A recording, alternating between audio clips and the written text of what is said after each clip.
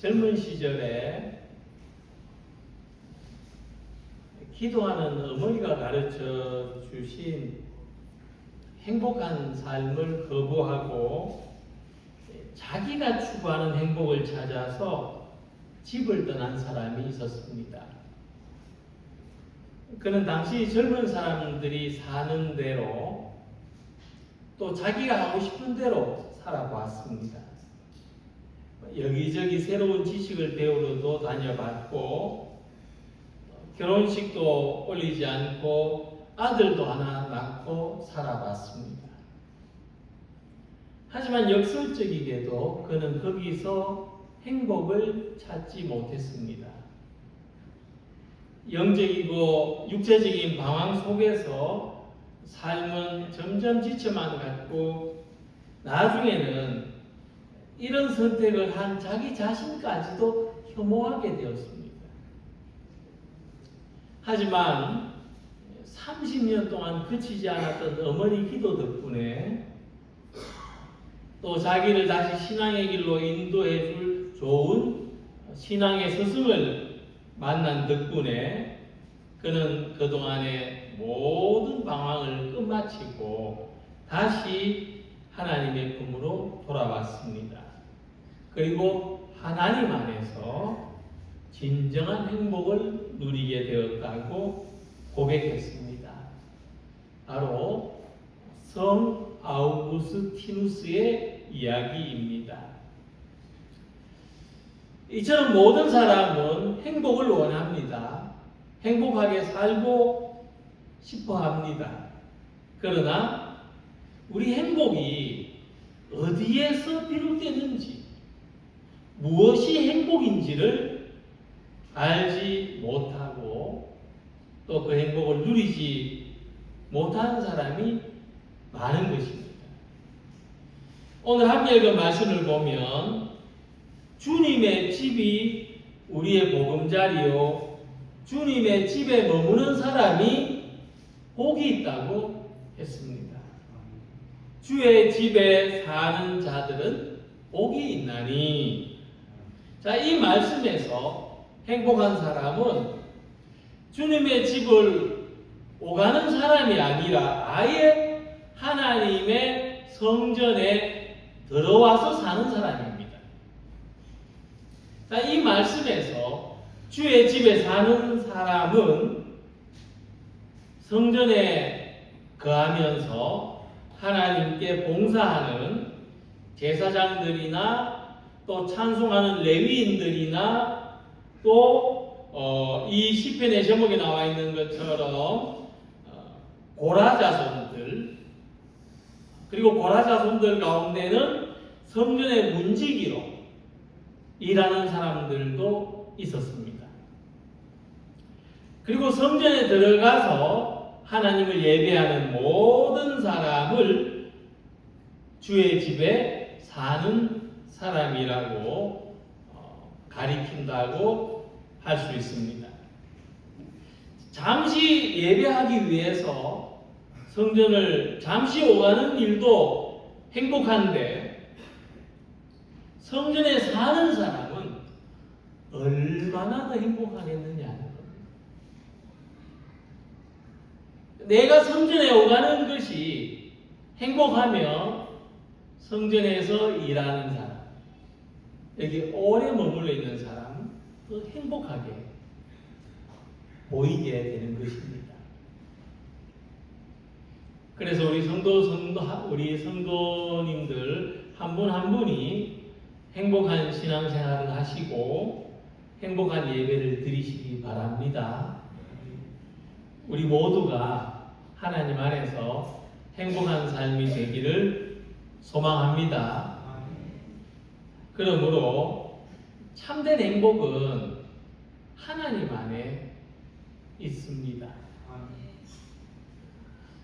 우리만 아니라 이 시대에 살아가는 이 모든 사람들이 가장 바라는 게 뭐냐면 행복하게 사는 겁니다.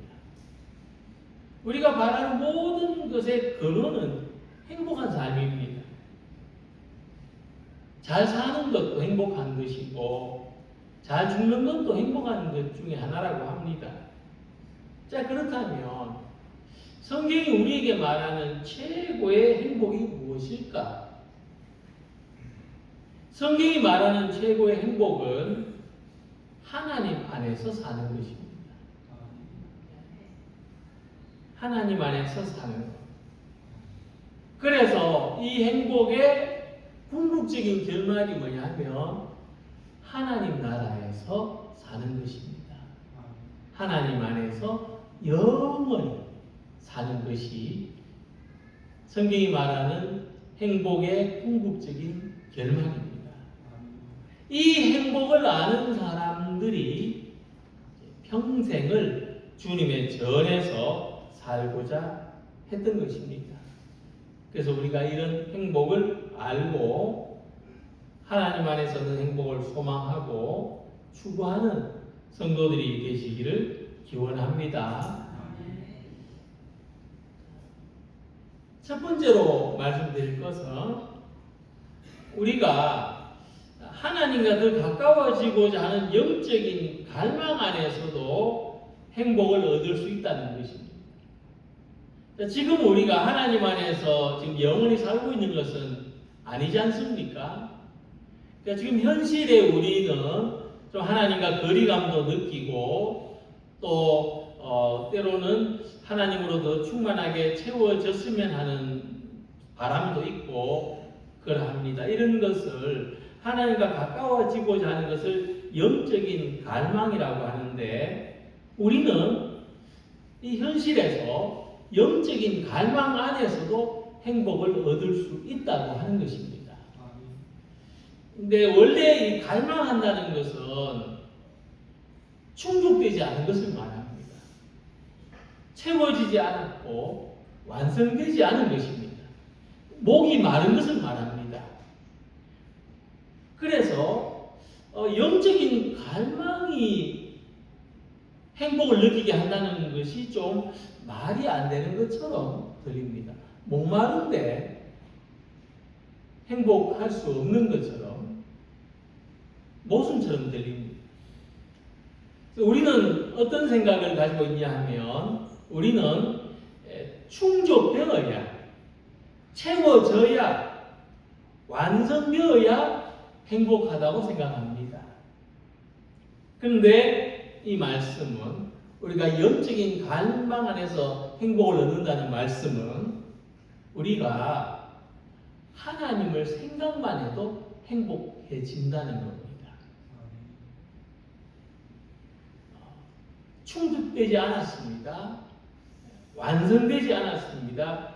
채워지지 않았습니다. 그런데 생각만 해도 행복한 느낌을 가져보신 적이 있습니까? 있으실 줄로 압니다. 생각만 해도 행복한 느낌이 있습니다. 하나님을 향해서 영적인 갈망을 가지는 것은 우리에게 이런 행복을 주는 겁니다. 그래서 본문은 이렇게 시작하고 있습니다. 만군의 여호와여 주의 장막이 어찌 그리 사랑스러운지요. 시인은 주의 장막이 사랑스럽다고 했어요. 마치 사랑하는 연인을 바라보는 것처럼 주님의 장막을 바라보기만 해도 행복하다는 겁니다. 주님의 장막을, 하나님의 성전을 연인처럼 생각하는 겁니다. 하지만 이것은 오해가 없으시기를 바라는 것은 건물에 대한 애정을 표현하는 것이 아닙니다. 물론 잘 지은 건물 보면 바라만 봐도 멋지다 하죠. 그런데 건물을 이야기하는 거 아닙니다. 시인은 이 건물 안에, 이 성전 안에 하나님이 계시기 때문에 주의 장막이 사랑스럽다고 말하는 겁니다. 특히 그는 이 성전에 계신 하나님을 만군의 여호와라고 부릅니다. 모두 4번이나 만군의 여호와라고 불렀습니다. 구약 성경에서 하나님을 부른 이름이 참 많습니다. 그런데 유독 만군의 여호와라는 이름을 4번 사용했다는 것은 거기에 의미가 있다는 겁니다. 만군의 여호와는 어떤 하나님이십니까? 이 세상을 향해서 절대적인 주권과 능력을 가지신 하나님의 이름입니다. 우리가 이 성전을 바라볼 때 이 성전 안에 절대적인 능력과 주권을 가지신 하나님을 바라보는 성도들이 되시길 바랍니다. 우리가 가진 영적인 갈망의 대상은 그런 분이십니다. 시인은 성전에 계신 하나님을 갈망하는데 그것은 만군의 여호와께서 나와 함께 하시기를 바라는 겁니다. 이 갈망이 너무나 큽니다. 내 삶 속에 오늘의 만군의 여호와께서 나와 함께 해주시기를 너무나 갈망하고 있습니다. 그래서 2절에 내 영혼이 여호와의 궁정을 사모하여 생각함이라고 합니다. 너무나 갈망하기 때문에 자기 영혼이 풀이 마르는 것처럼 생각해졌고 수척해졌다는 겁니다. 심지어 성전에 집을 짓고 사는 참새와 제비까지도 부러워집니다. 얼마나 하나님과 가까워하기를 원했으면 주의 제단에서 집을 짓는 참새, 제비조차도 부럽습니다. 차라리 내가 저 참새가 되고 싶습니다. 저 제비가 되고 싶습니다. 그래서 주님의 집에 내 보금자리를 틀고 싶습니다. 이렇게 노래하는 거예요. 그래서 이런 간절함이 이 시인에게 있기 때문에 주의 집에 사는 자들은 복이 있습니다. 이 말씀을 생각해 보면 오늘 사는 사람 중에 가장 행복한 사람은 어떤 사람이냐? 우리 하나님이 절대적인 주권과 능력을 가지고 계신 하나님이신데 이 하나님과 더욱 가까이에서 살아가고자 하는 사람이 가장 행복한 사람인 줄로 믿으시기 바랍니다.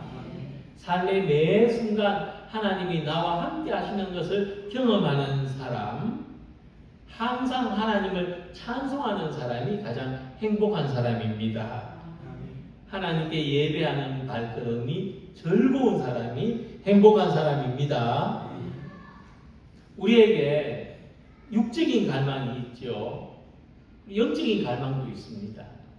육적인 갈망을 에로스라고 하면 영적인 갈망을 아가페라고 합니다. 육적인 갈망이 잠시의 필요나 욕구를 충족시켜 준다면 영적인 갈망은 우리들에게 행복을 선물합니다. 그래서 영적인 갈망은 매 순간 하나님 생각을 하는 것입니다. 그것이 우리를 행복하게 합니다. 하나님이 계신 장소를 생각하는 것이고 하나님 만나는 시간을 생각하는 것이 하나님과 더욱 가깝게 살아가는 것입니다. 그래서 우리에겐 영혼의 집이 있습니다. 이 영혼의 집이 하나님 안에 있습니다. 영혼의 집에서 행복을 누리는 우리 모두가 되시기를 바랍니다. 하나님을 알고 하나님을 섬기고 하나님을 예배하는 이 행복을 가지시길 바랍니다. 두 번째로 이 시인의 지금 눈길이 어디를 향하고 있느냐 하면 예루살렘 성전을 향하고 있습니다. 이 예루살렘 성전은 해발 800m에 있습니다. 이스라엘 어느 지역에서든지 위로 올라가야 되는 곳입니다. 그래서 아래에서 지금 위를 바라보고 있습니다. 그런데 예루살렘 성 안에 살지 않는 이상 성전에 자주 드나들지 못합니다. 그럴 수가 없습니다. 누가복음의 기록을 보면 이제 갈릴리에서는 사흘 정도 여행을 해야 예루살렘에 도착할 수 있습니다. 예루살렘에 한번 갔다 오려면 갈릴리에서는 일주일 걸립니다. 일주일 동안 기차 타고 버스 타고 가면 그나마 편하겠죠. 일주일 동안 오롯이 걸어가야 돼요. 걸어와야 되죠. 노숙해야 됩니다. 그러니까 성전에 한번 올라가는 것이 이렇게 어려운 일이라는 것을 말씀드립니다. 그런데 하나님을 예배하는 사람들이 이 순례의 길을 가는 겁니다. 큰 마음을 먹고. 그래서 성전을 향해서 지금 가고 있습니다. 자, 멀리 아득히에서 지금 성전을 바라보고 있는지도 모릅니다. 하지만 기꺼이 이 순례의 길을 갈 수 있었던 것은 고생하는 것보다 보상받는 것이 더 크기 때문입니다.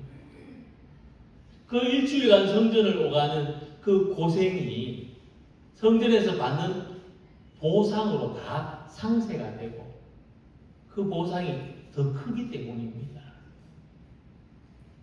만약 일주일 아니고 사흘만 고생을 하고 어떤 보상을 받는다면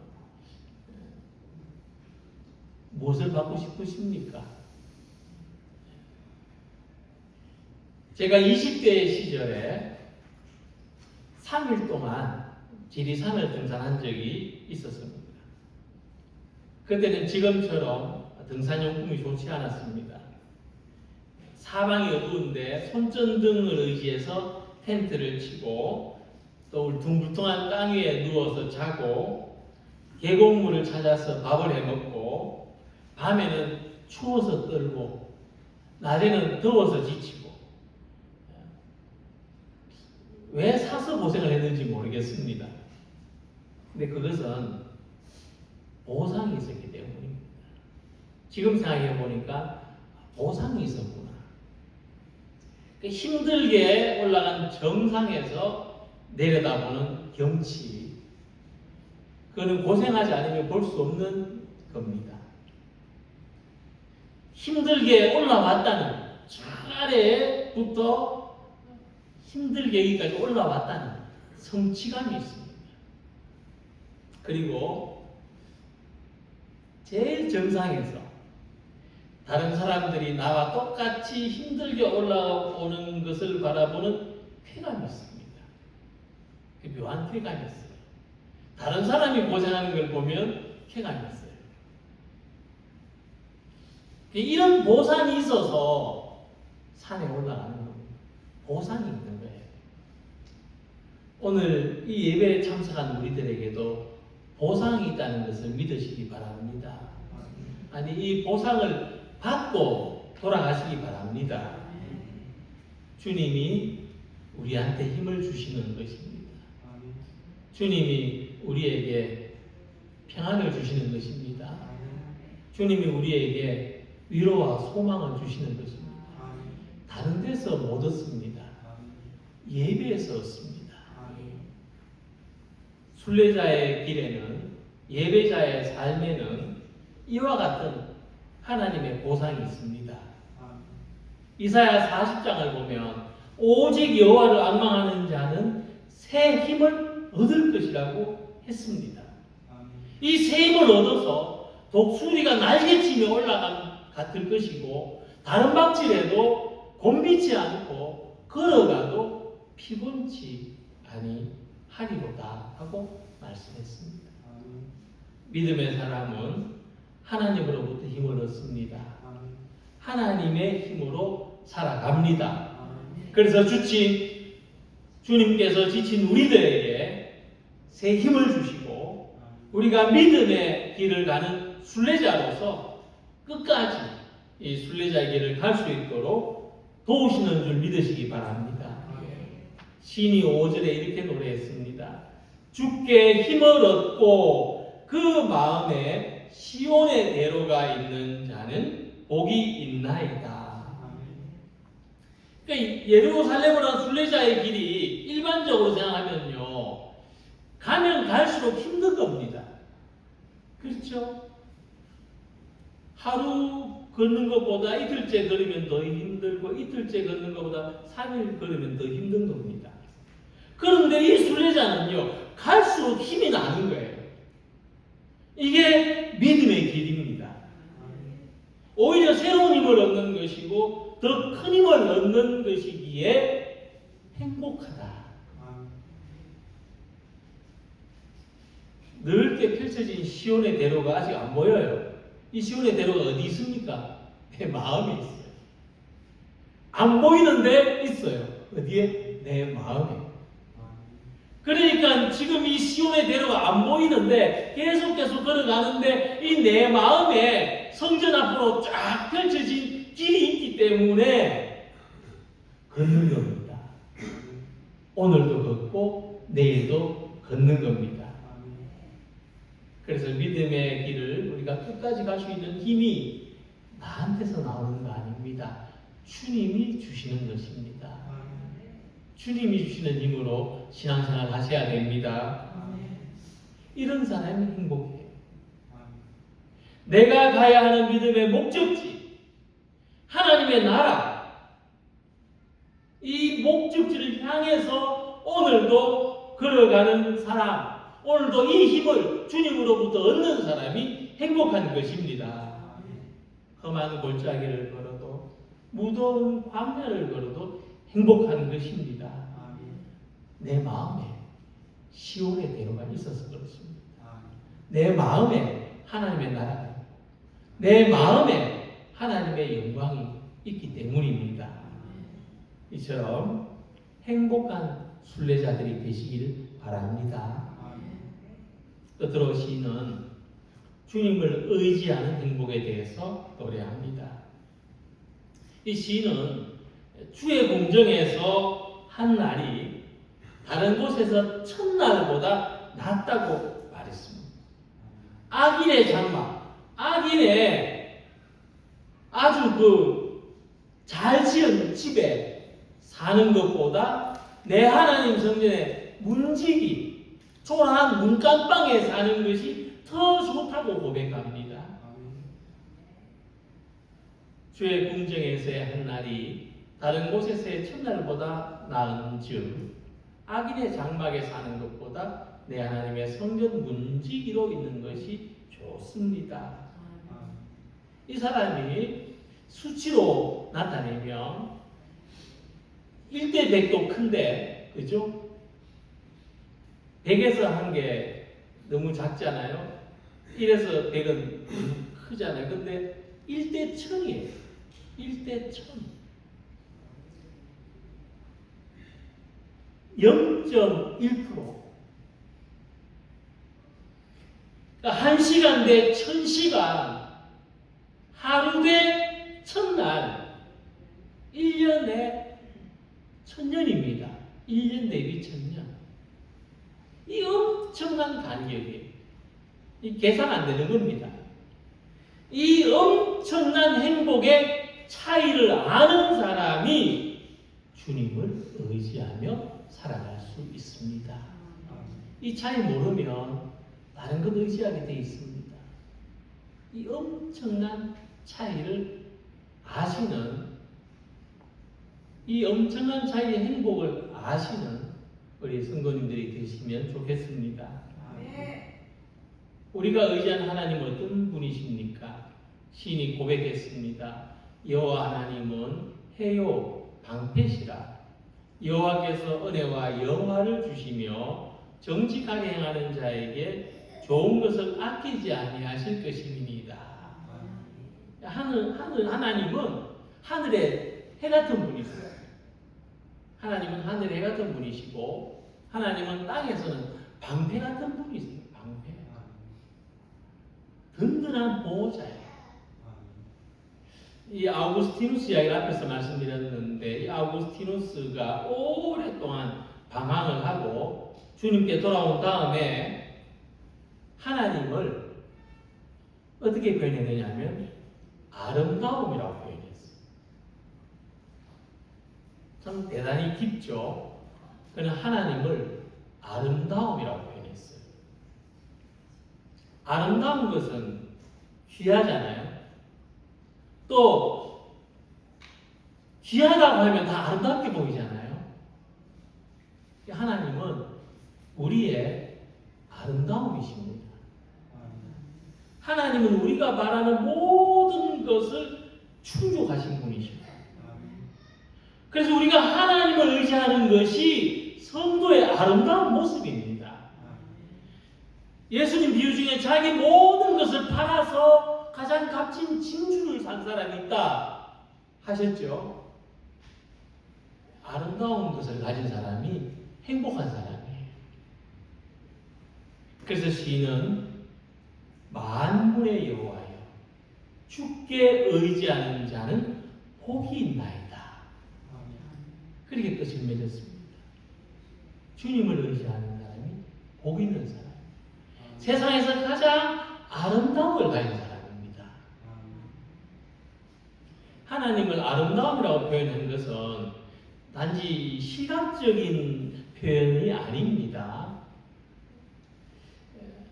하나님을 아름다움이라고 표현하는 것은 일종의 목적을 가진 표현인데, 하나님은 우리의 삶을, 우리 존재를 아름답게 하신다는 겁니다. 시편 73편에 이런 스토리가 있습니다. 어떤 사람이 있었는데 이 사람이 세상을 한번 바라보니까 악한 사람이 잘 되고 악한 사람이 잘 사는 거예요. 이 사람이 의심과 회의가 생겼습니다. 정말 하나님이 계실까? 의심했어요. 회의가 들었어요. 그런데 어느 날 성전에 들어와서 예배를 드렸는데 예배 드릴 때에 자기 의심이 사라지고 확신이 생겼습니다. 그래서 73편 17절에 보면 하나님의 성소에 들어갈 때야 저희 결국을, 이 악한 자들이 맞이할 결국을 내가 깨달았나이다. 역시 하나님은 살아계신다. 하나님은 선한 사람에게 복을 주시고 악한 사람에게는 반드시 심판을 내리신다. 깨달았다는 거예요. 그리고 그가 예배를 마칠 때 이런 고백을 합니다. 하나님께 가까이함이 내게 복이라. 이 세상에 대한 의심과 회의와 부조리함과 원망과 실망에도 불구하고, 그럼에도 불구하고 하나님을 가까이 하는 것이 복된 일이라는 것을 깨달은 겁니다. 그럼에도 불구하고 하나님 앞에 나오는 것이 행복한 일이라는 것을 발견한 것입니다. 만약 이 사람이 이 세상을 바라보면서 의심과 회의에 빠져서 하나님을 멀리했다면 어떻게 됐을까요? 결국 이 사람은 답을 못 얻었어요. 결국 이 사람에게는 답이 없는 겁니다. 그는 실패한 사람이 되고 말았을 것입니다. 진리를 잃어버린 사람이 되었을 겁니다. 그러나 삶의 모든 의심과 회의 속에서도 하나님을 가까이 했을 때 결국 하나님이 세상을 다스리신다는 것과 하나님이 세상을 바르게 운행하신다는 것을 확신하게 되었던 것입니다. 우리가 하나님을 의지할 때 행복이 있습니다. 그것은 하나님으로부터 삶의 해답을 얻기 때문입니다. 시간과 종말에 대한 해답, 고난과 구원에 대한 해답, 공함에서 의미를 찾는 것, 유실론에 무실론으로, 불신앙에서 믿음으로, 의심에서 확신으로, 절망에서 희망으로 변화되는 것은 하나님으로부터 답을 얻기 때문입니다. 이처럼 하나님의 집에 머물 때 세상을 바라보는 눈이 떠지고 삶의 가치관이 분명해지고 내가 살아가야 할 길을 붙들게 되는 것입니다. 그래서 하나님은 오늘도 하나님을 바라보는 사람에게 새 힘을 주십니다. 하나님을 바라보는 사람에게 말씀 속에서, 기도 속에서, 찬양 가운데 해답을 주십니다. 이런 사람이 행복합니다. 그래서 오늘 이곳에 있는 우리 모든 성도들이 행복하시면 좋겠습니다. 삶의 환경은, 시간은 우리가 가진 행복을 자꾸 야금야금 빼앗아갑니다. 건강해서 행복하다, 맛있는 것이 있어서 행복하다, 좋은 옷을 입어서 행복하다, 누릴 수 있어서 행복하다, 이런 행복을 하나씩 하나씩 야금야금 가져갑니다. 하지만 우리는 세상이 빼앗아갈 수 없는 행복을 가지고 살아가는 사람들이 되어야 합니다. 하나님 안에서의 행복은 시간이 빼앗아갈 수 없습니다. 세상이 가져갈 수 없습니다. 그래서 하나님 안에서 행복한 우리 모두가 되시길 바랍니다. 하나님을 생각만 해도 행복하시기 바랍니다. 삶의 힘을 하나님으로부터 얻으시기 바랍니다. 예배 안에서 해답을 얻고 하나님을 내 인생에, 우리 가정에 가장 아름다운 보배로 삼으시는 행복을 누리시기 바랍니다. 이 충만함으로 살아가는 모든 성도가 되시기를 주님의 이름으로 기원합니다. 기도드리겠습니다.